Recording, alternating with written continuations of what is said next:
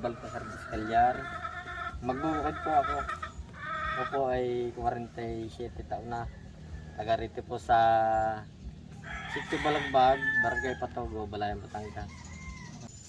Ang pangunahin po yung kinabubuhay dito ng mga tao, pagsasaka. Saka po pag-aalaga ng kunting mga hayop, katulad ng baboy.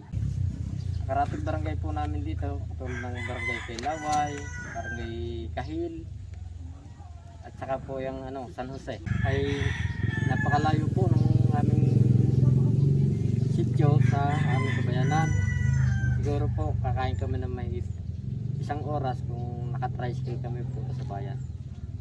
Pero wala rin problema namin dito, tubig saka daan. Patubig po kami, maging paggugulayan, pwede kami magtanim ng mga gulay sa malapit sa aming bahay. Makapag-alaga rin kami ng mga hayop na katulad ng baboy. Kung maluwan sa tubig, mas maluwan ang pag-alaga. Gawa ng pagbuyan po, malakas ang gamit sa tubig. Dahil pagka po tinipid nyo sa tubig ang baboy, titipirin kayo sa paglaki. Ganun po ang baboy. Ay malaking bagay po yan kung tatanggap namin yung patubig na yan. Iba po ng yung mga gulay namin, hindi namin bibilhin dahil makakapagtanim po kami sa aming paligid ng bahay. Lalo na po ngayon, pandemic.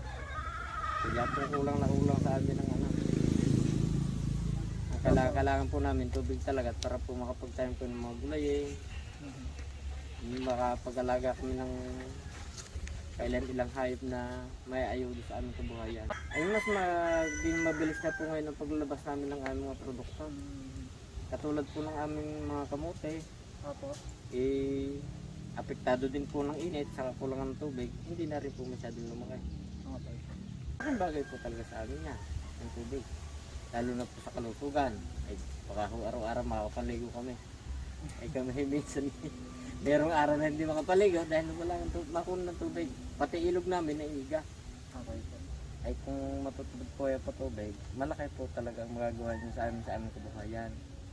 Dahil po nga sa pag-aalaga namin ng mga hayop, hindi namin magiging problema ang tubig. Tsaka kung maghahalaman na kami, kung malapit sa bahay ang aming bukarin, pwede kong padilig.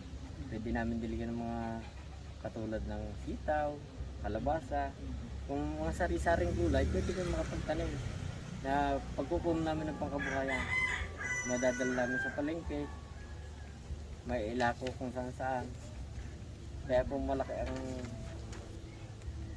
bagay sa amin yung tubig.